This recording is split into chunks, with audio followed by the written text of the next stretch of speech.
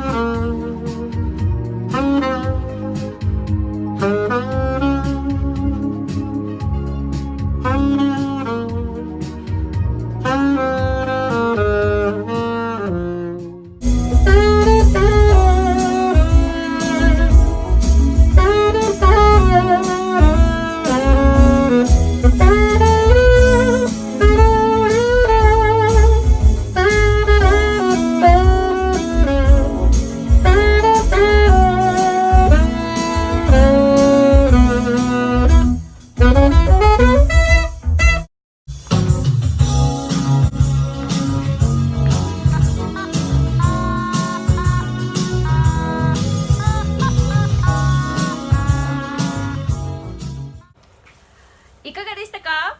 私たちのスティービー愛伝わったでしょうか？それではまた来週。バイ。